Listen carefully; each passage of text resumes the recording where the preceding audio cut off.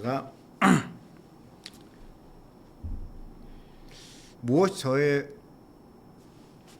관심사 중에 하나는 목사이기 전에 저의 중요한 관심사 중에 하나는 무엇이 사람을 움직이는가입니다.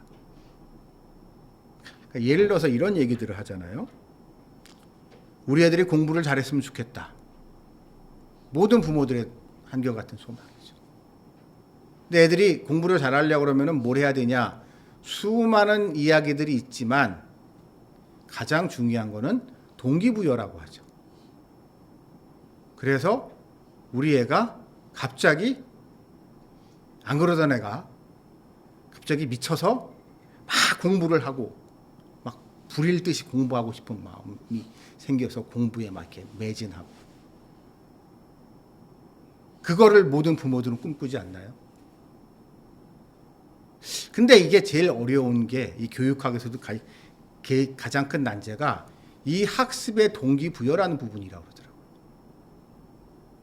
그러니까 다른 것과 다 갖춰 있어도 학습의 동기부여가 되지 않으면 아무 소용이 없다는 건 다 아는데, 제일 핵심적인 게 이 동기부여라는 걸 알매도 불구하고 그 동기부여가 어떻게 되는지를 아무리 연구를 해봐도 그게 어렵다는 거죠. 뭐가 딱 잡히는 게 없다는 거예요.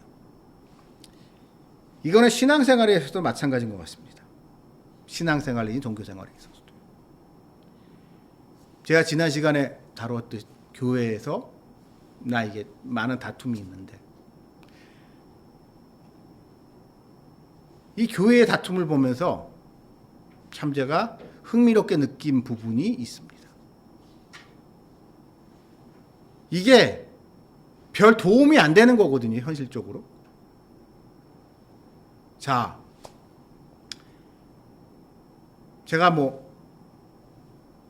여러 교회, 아주 많은 교회는 아니지만 꽤 여러 교회에서 사역을 하면서 이런 일 저런 일이 겪었지만, 제가 겪었던 모든 교회에서 공통적으로 있었던 일 중에 하나가 중직자 선거를 앞뒀을 때였습니다.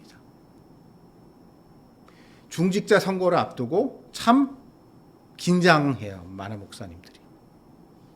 그리고 그 교회 구성원들도 이게 좀 마음들이 싱숭생숭합니다. 그리고 경험상 이 중직 선거에서 당선되신 분들 중에 좀 의외 실망스러운 분도 계셨지만, 또 한편으로는 그분이 그 중직자 집사 선거, 안수 집사나 아니면 장로 선거에서 떨어지시고 아주 간발의 차로 낙선하시고 난 다음에 이렇게 실망하시는 모습을 보면서 한편으로 그런 생각이 들더라고요. 장로가 되면 좋나? 돈만 많이 써야 되는 거 아닌가? 그러니까 일반 평신도 같은 경우 일반 이제 집사 정도만 돼도 자기 사정에 의해서 대신 자기 마음 가는 대로 이 교회에 몸담고 있지만 마음에 안 들면 저 교회로 옮기고 이러는 게 비교적 쉬운데, 요즘같이 교회 쇼핑하는 세상에 이제 장로식이나 돼가지고 장로라고 자기가 유세하려고 그러면 그 교회에서야 장로지, 다른 교회 가면 장로가 아니란 말이에요. 원칙적으로는 이명이라는 걸 절차를 밟아야 되는데, 장로도 그렇기 때문에 이 장로가 되게 되면 교회도 마음대로 하고 못 옮기고, 또한 교회에서 무슨 일이 있을 때 아무래도 헌금도 좀 많이 할 수밖에 없죠. 경제적인 부담도 클 수밖에 없음에도 불구하고 도대체 그 장로라는 걸 왜 해야 되지? 왜 하려고 하는지 정말 도저히 이해가 안 됐습니다, 저는. 제가 너무 이렇게 세속적이고 물질적인 기준으로 바라보는 건지 모르겠지만, 저희 장로를 일반 성도들이 장로라는 걸 왜 하고 싶어 하는지 도대체 이해가 안 됐어요. 근데 제가 최근에 흥미로운 이야기를 들었는데, 제가 최근에 이게 친하게 좀 자주 만나는 지내는 어르신 중에 이제 어떤 종친회에서 일하시는 분들을 알게 됐어요. 문중에서. 문중에서 일하고 종친회 같은 데서 일하시는 분을 알게 됐는데, 저는 저희 집에 교회를 다니고 있고 저희는 이제 제사를 안 지내기 때문에 그 제사에 대해서 아는 거 하나도 없어요. 저는 조상 제사에 대해서 아는 거 하나도 없는데, 이 종친회 일을 하시는 그분한테 들은 얘기인데, 본인이 이제 내년에 대종회장을 하려고 그러신대요. 그분이 지금 대종회, 그러니까 어느 이제 큰 우리가 다 아는 무슨 어떤 그러니까 뭐 어떤 문중의 대종회 종회 그러니까 부회장이신데, 내년 3월에 있는 이제 그러니까 지금 계신 분이 임기가 내년 3월까지이기 때문에 이분이 이제 은퇴하시고 임기가 다 하시고 난 다음에 본인이 대종회 이제 회장을 하시고 싶어 하시더라고요.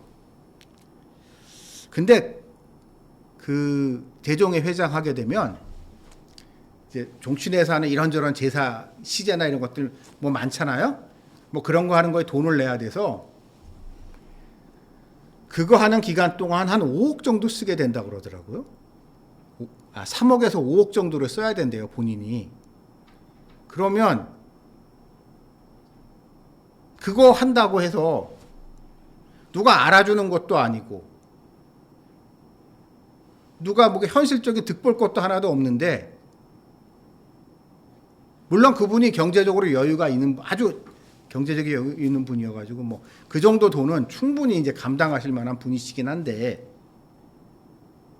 그렇다 치더라도 그 큰 돈을 나에게 아무런 유익이 없음에도 불구하고 그 돈을 쓰기 위해서 그 자리를 간다.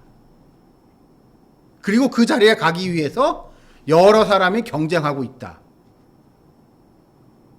참 그 이야기를 들으면서, 저는 제가 교회에 몸담고 있는 사람이니까 이제 장로님들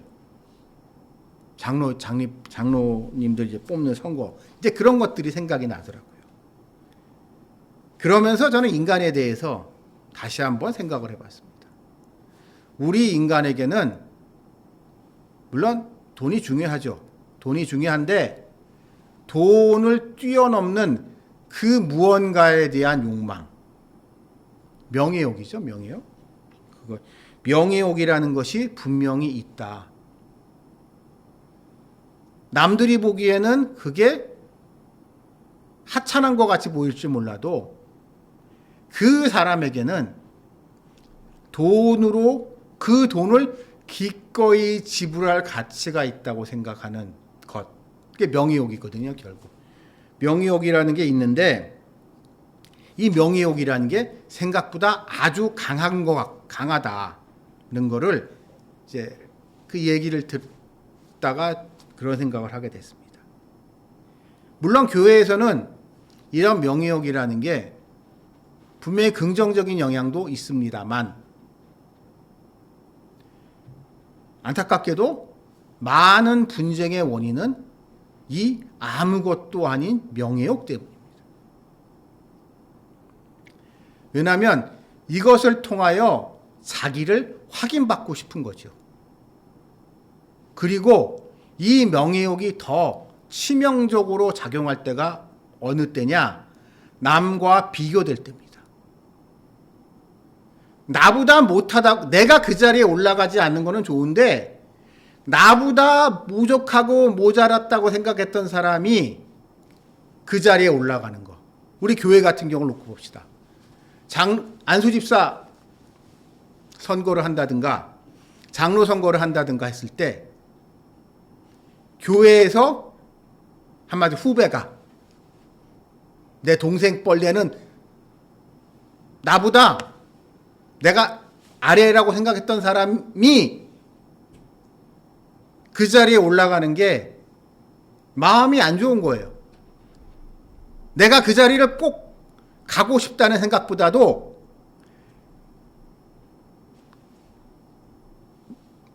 나보다 못하다고 생각했던 사람이 그 자리에 올라감으로 말미암아 생기게 되는 그러한 섭섭한 마음, 이런 것들이 명예심에 영향을 미치면서 교회에서 이런저런 불미스러운 사태를 일으키는 것 같습니다.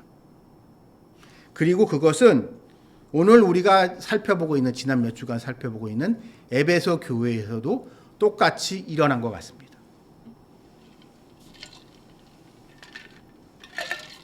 우리 알다시피 에베소 교회는 사도 바울이 직접 공을 아주 많이 들인 교회예요. 공을 아주 많이 들였고, 그래서 사도 바울은 나름 이 에베소 교회에 대해서 자부심이 있었어요. 아, 내가 직접 잘 지도해서 잘 운영되고 있는 교회, 모범적인 교회라고 생각했었던 부분이 있는 것 같습니다. 근데 이 초대교회에 이제 새로운 위기가 닥칩니다. 로마 제국에 이 갑자기 기독교를 박해하게 되면서 교회 지도자들이었던 사도들이 감옥으로 붙들려가고 이제 일반 신도들만 남게 된 거예요. 사도들은 특별한 권한을 가지고 있습니다. 예수님의 직계 제자예요. 초대교회 사람들, 일반 성도들 입장을 생각을 해보십시오. 아는 거, 자기가 예수님에 대해서, 자기가 하나님에 대해서 아는 모든 이야기들은 사도들한테 들은 얘기가 다예요.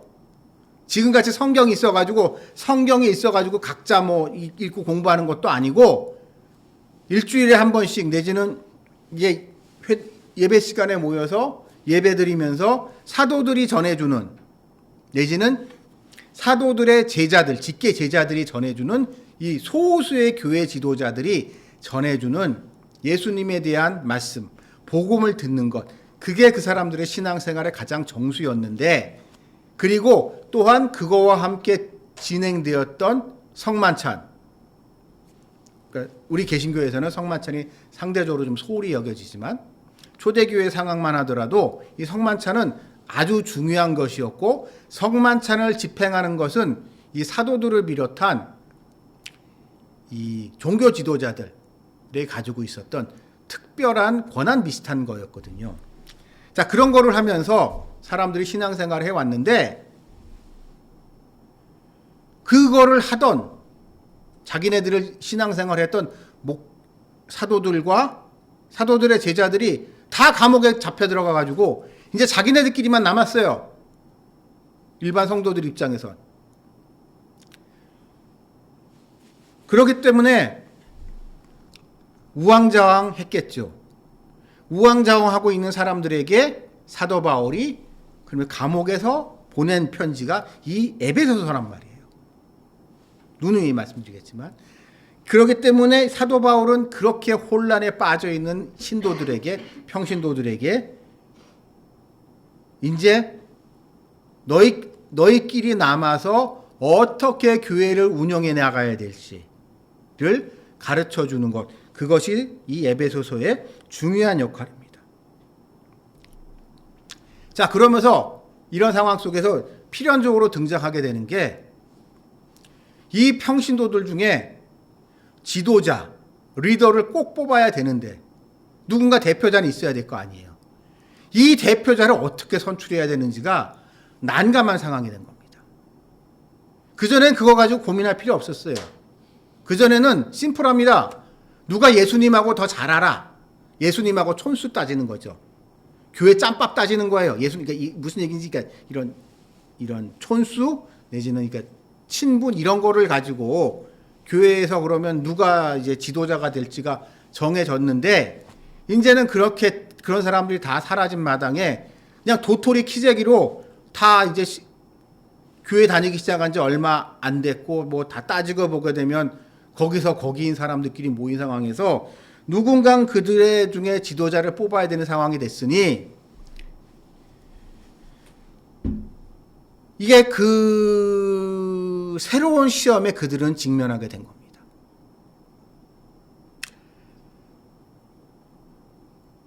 사람들 중에 어떤 사람은 아마 이랬을 것 같아요. 사람들 등 떠밀려서 누군가 해야 되니까 등 떠밀려 가지고 당신이 우리 교회 대표가 돼달라고 등 떠밀려서 그 자리에 왔지만 그러면 또 사람 마음 그런 경우가 있거든요. 이렇게 등 떠밀려서 나왔지만 마침 이게 그 자리에 딱 앉게 되면 이제 왠지 이렇게 어깨에 힘이 들어가고, 예? 왠지 어깨에 힘이 들어가는 게 이게 또 사람 마음에 우리 마음에 아주 간사한 부분이거든요. 싫다고 했으면서도 막상 그 자리에 올라가거든요. 그러면 그 사람은 분명히 거기서 또 이제 어떤 지도자로서의 리더십을 발휘하게 될 것이고, 그러다 보면은 꼭 필연적으로 들리는 이야기가 이런 얘기가 꼭 들립니다. 어느 경우에나 저 친구 건방져졌어. 안 그러던 친구인데 말이야. 그거 옛날에 안 그러던 친구인데 요즘 건방져진 것 같아. 사도 바울이나 이런 큰 어르신들이 다 잡혀나가지고 그냥 우리 중에 누군가 해야 돼서 어쩔 수 없이 그냥 그 중에 저 친구가 제일 나은 것 같아서 저 자리에 앉혀줬던데, 이게 사람이 왜 저래 저 친구. 저 친구 실망했어. 저런 친구지 내가 몰랐는데. 이런 하는 얘기 꼭 나옵니다. 누가 리더가 되든 똑같아요. 누가 리더가 되든 그 사람 100% 만족시키지 못합니다. 모든 사람 만족시키지 못해요. 꼭 그렇게 섭섭해하는 사람이 있습니다. 그리고 이 섭섭해하는 사람이 이런 말을 하게 되면 리더가 된 사람은 이유야말로 기분이 나빠요. 아니 내가 이거 하고 싶다고 했어? 당신들이 하라며. 싫다는 사람 억지로 이 자리에 앉혀놓고. 그래도 나도 말이야 얼마나 열심히 하려고 하는데, 나도 이 사람 이야기 듣고 저 사람 얘기 듣고 나도 기도와 말씀에 힘쓰면서 어떻게든 우리 이 에베소 교회를 잘 이끌기 위해서 나도 얼마나 열심인데 섭섭하네. 내 이 수고를 몰라주는 게 섭섭한 거예요. 그 사람은 또 이런 게 마음에 겹치면서 교회에서 뭐 좀 이렇게 많은 갈등이 에베소 교회에서 일어나게 됐습니다. 그리고 이 모습은 어찌 보면은 우리 한국 교회의 오늘날의 모습과 좀 비슷한 게 있어요. 왜냐하면 제가 목회를 하면서요. 제가 목회를 진짜 오래 안 했습니다. 제가 나이는 있어도 신학을 늦게 갔다 보니까 제가 목회를 오래 한 건 아닌데, 이 목회를 얼마 안 되는 목회자에서 담임 목사님이 은퇴하시는 걸 2번 경험했고요. 제가 있던 담임 목사님이 바뀌는 걸 2번 경험했습니다. 그러면서 이 교회 내에서의 이 사람들의 아주 미묘한 마음, 교회에서 리더십의 문제. 사람들은요, 어디서 그런 얘기를 들었는지 모르겠지만 교회에서 담임 목사면은 끝발이 내 교회야, 내 교회. 이거 다 내 거야. 내가 하고 싶은 대로 다 할 수 있는 그런 교주 같은 모습으로 사람들은 생각하는 것 같아요. 담임 목사에 대해서. 그 교회 내에서는 그 담임 목사가 교주와 같은 지위에 있을 거라고 기대를 하지만 그렇게 사람들이 근데 그거는요 전적으로 오해입니다. 생각보다 담임 목사건라고 해서 하더라도 할 수 있는 게 별로 없어요. 장로들 눈치 봐야 되고, 집사들 눈치 봐야 되고, 권사들한테 잘 보여야 되고. 저는 이게 그냥 제 개인 짧은 경험이지만 요즘은 그 교회를 개척하신 목사님들도 그렇더라고요. 시대가 변해서 그런지 몰라도. 옛날같이 그렇게 막 담임 목사라고 해서 내가 이 교회를 개척해서 일궈서 이만한 대단한 교회를 만들었어 라고 할지라도 담임 목사가 그렇게 권위적으로 못 나갑니다. 사람들의 말에 안 들어먹어요. 그리고 이게 더 심각해지는 게 새로운 담임 목사님이 오셨을 때, 새로운 담임 목사가 되어졌을 때 하여튼간 교회가 조용한 교회가 거의 없어요. 그리고 많은 교회에서 새로운 담임 목사가 바뀌게 되면 이거와 맞물려서 재직, 그러니까 안수 집사랑 장로 선거를 같이 하는 경우가 많습니다. 이게 비슷하게 얽혀가지고. 그러다 보면 이게 맞물려서 참 저분이 저런 분이었나? 아, 저런 분 아니었는데? 라고는 실망스러운 모습을 보이는 분들을 보게 됩니다.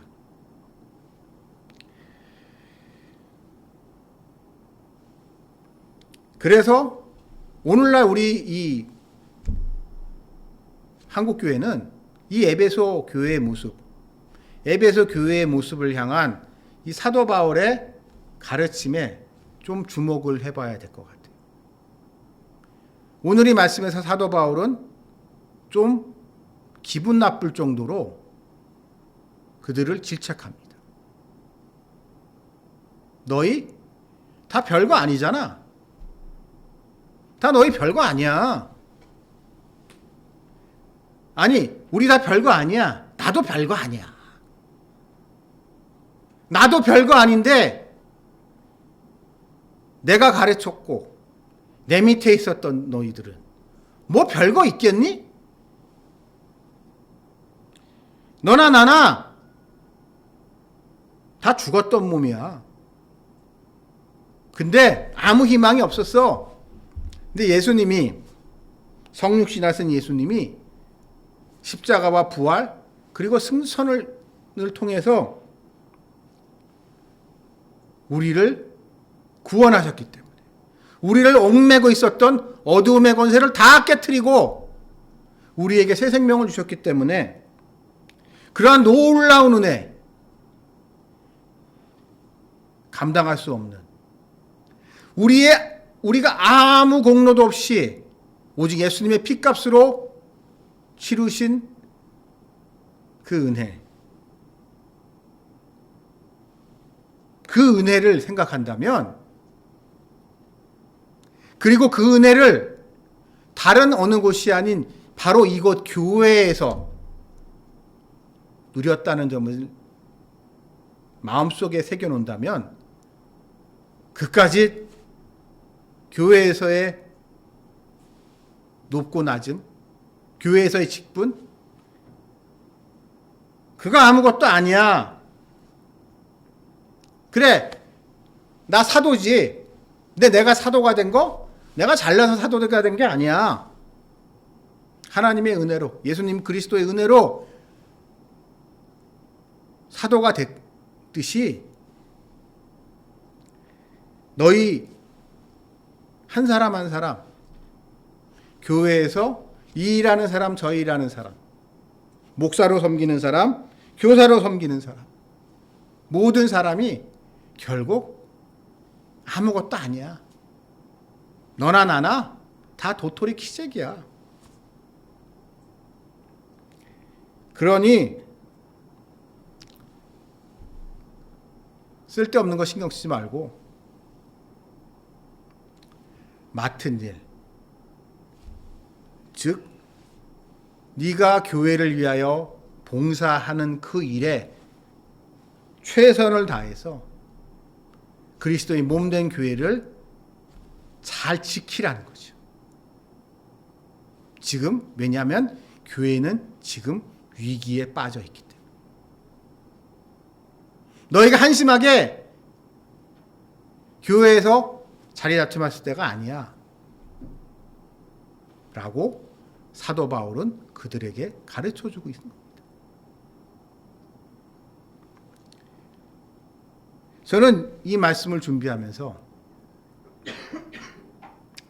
우리 한국교회의 모습, 아까 말씀드렸듯이 사도 바울, 제가 겪었던 그런 어려움에 대한, 인간적으로 그 과정에서 저도 참 상처를 많이 입었거든요. 믿었던 사람들한테 실망하고 배신하고 당하고.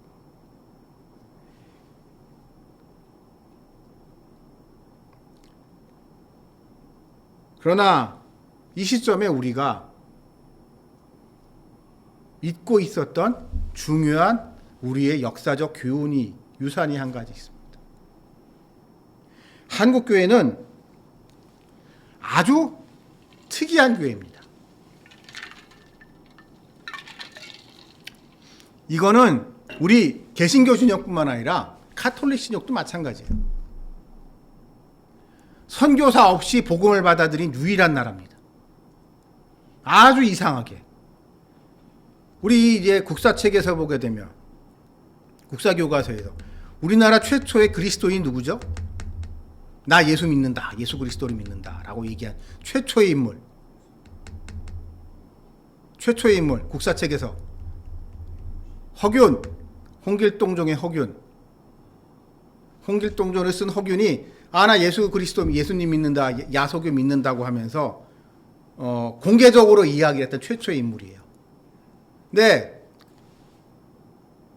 허균이 어떻게 그리스도 예수교로 접했냐? 중국 명나라의 사신으로 갔다가 북경에서 만났던 북경에서 접했던 기독교, 그러니까 예수의 선교사들, 예수의 쪽 이제 마테오 리치의 천주실이나 이런 책을 접하고 되면서 거기서 기독교라는 걸 알게 되고 예수 그리스도의 복음과 기독교 교리를 접하고 난 다음에 거기에 이제 뿅 가서 나의 이제 기독교로 그러니까 자발적이라고 해야 되나 하여튼 좀 황당하게 난 기독교인이라고 이야기를 한 게 허균입니다. 최초에. 그 이후에 개신교 진영이나 천주교 진영이나 둘 다 선교와 상관없이 주로 중국에서 접하게 된 기독교에 대한 성경 말씀에 대한 짤막짤막한 이야기를 듣고 기독교를 믿고 그래서 순교와 박해를 당했던 수많은 우리의 믿음의 선조들이 있습니다.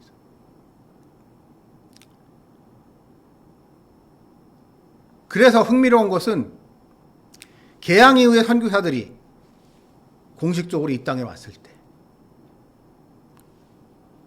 우리 개신교 진영도 그러고 가톨릭 진영도 그러고 선교사들이 깜짝 놀라요.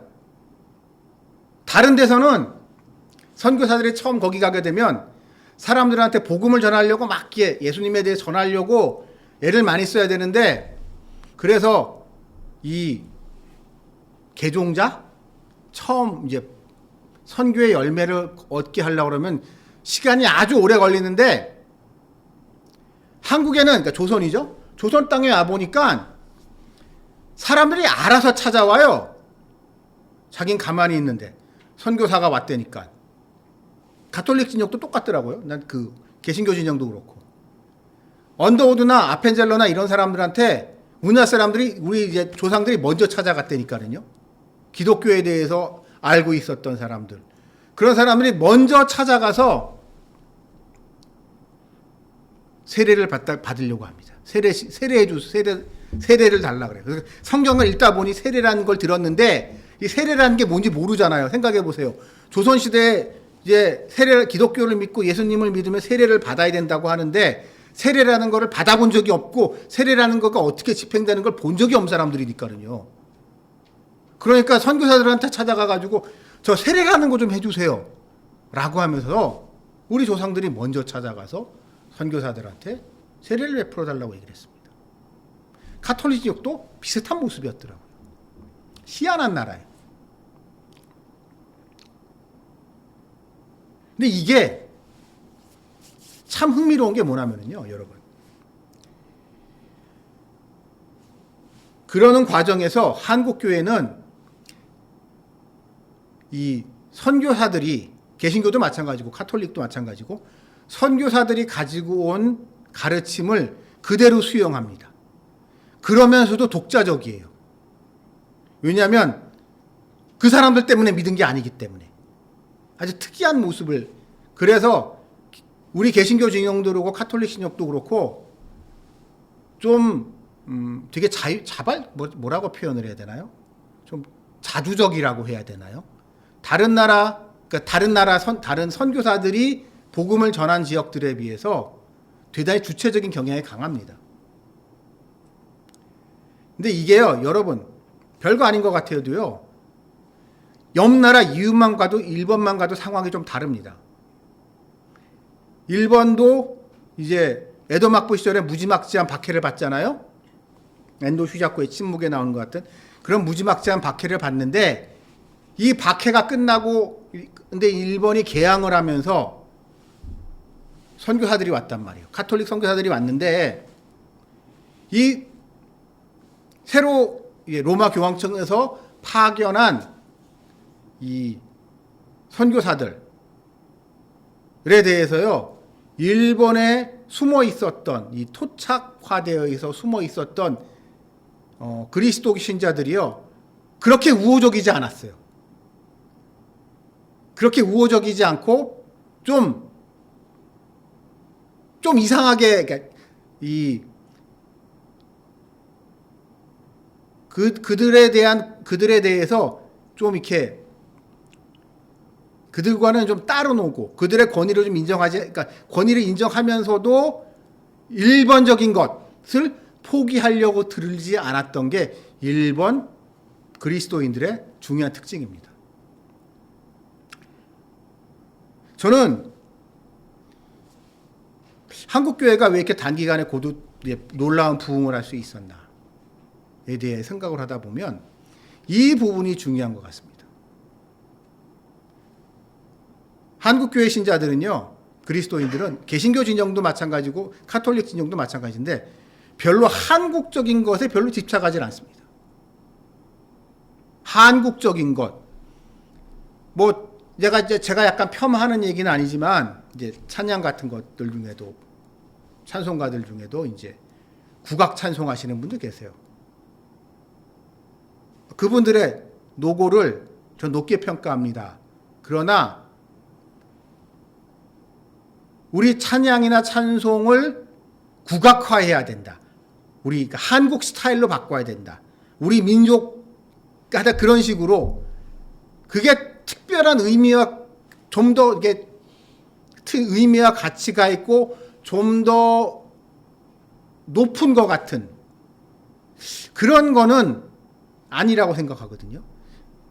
그러니까 국악 찬양인데 그게 은혜가 되면 좋아요.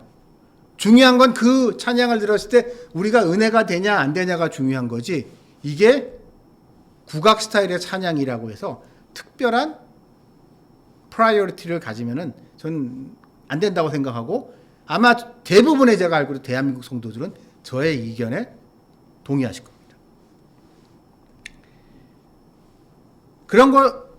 그런 한국 기독교의 아주 이런 독특한 부분은, 우리 한국 기독교가 그렇기 때문에 지난 세월 고도 성장을 했을, 그 놀라운 부흥을 기록했을 뿐만 아니라 더 나아가서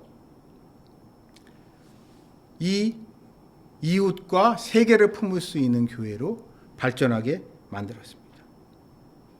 즉, 우리는 어찌 보면 조선시대 때 이 권위에 대해서 순종하는 거에 익숙해 있었단 말이에요, 우리나라 사람들은.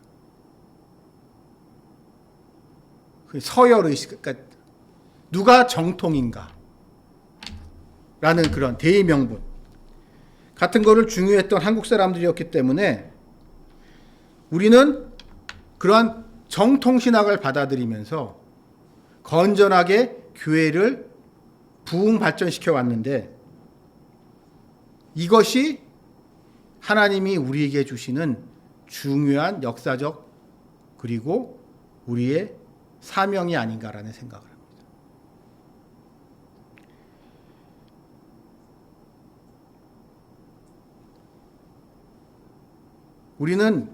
저는 우리 한국 사람들의 특징 중에 한 가지가 서열 의식이 대단히 강하다는 겁니다. 근데 그러니까 일본하고 비교해 보는 거예요, 일본하고. 근데 한국에서는 특징이요, 하극상이 잘 안 일어나요, 우리나라에서는. 그러니까 옆 나라 일본만 하더라도요, 일본이나 중국만 하더라도 하극상에 의한 그런 뭐라고 표현을 해야 되나요? 이런 리더십 교체 같은 게 일어나는 경우가 많은데 우리나라 사람들은 못 그럽니다. 예를 들어서 기업 하나만 놓고 봅시다. 일본 대기업들, 재벌 기업들, 거기도 나름 창업주들이 있었겠죠, 옛날에. 창업 2세대, 3세대, 4세대, 여러 세대가 흘렀는데, 일본 기업들 중에도 오래된 재벌들도 있지만, 비교적 신흥 재벌들 같은 경우에, 우리나라 재벌들하고 이게 역사가 거의 비슷한 2대, 3대 정도 된 회사들도 여럿이 있거든요. 근데 일본에서는 우리나라와 같이 재벌, 족벌 경영이 불가능합니다. 왜냐?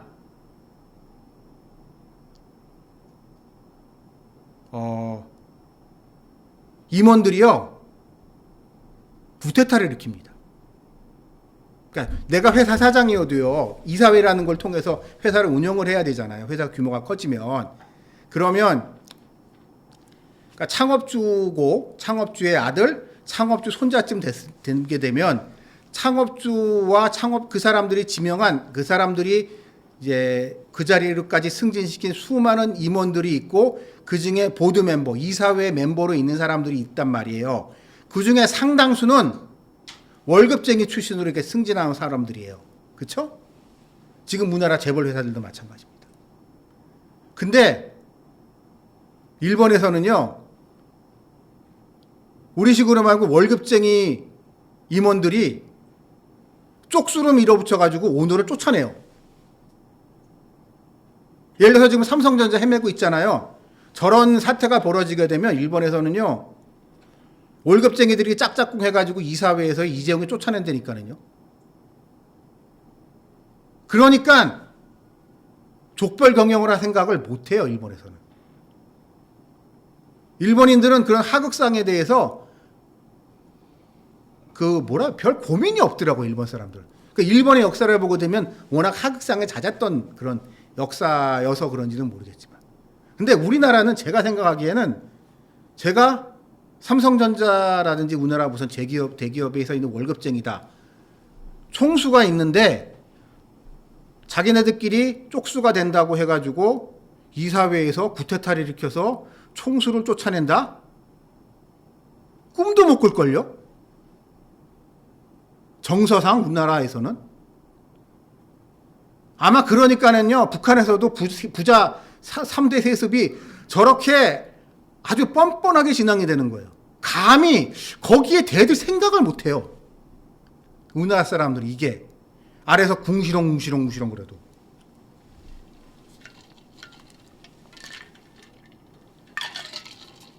저는 우리의 이런 마음이 기독교 신앙에 있어서 아주 좋은 부분이 있는 것 같습니다. 교회에서 불만 많죠. 문제 많죠. 뭐 이런 거 저런 거 부정적인 얘기를 많이 할지라도 하나님에 대해서 서운하고 섭한 얘기를 실망했다고 얘기하고 뭐라고 하면서 기도하면서도 막 경우에 따라서는 나 이러면 죽어버리겠다고 그렇기도 하지만 그래도 우리들 마음속에는 차마 넘을 수 없는 선이 있어요. 차마. 도저히 이 짓은 못하겠다. 내가 거기까지는 못하겠다고. 기독교 신앙에서 일본 사람들은 그게 달라요. 그게 자기네들이 생각하기엔 그러다 아닌 것 같잖아요. 그럼 교회를 떠나요.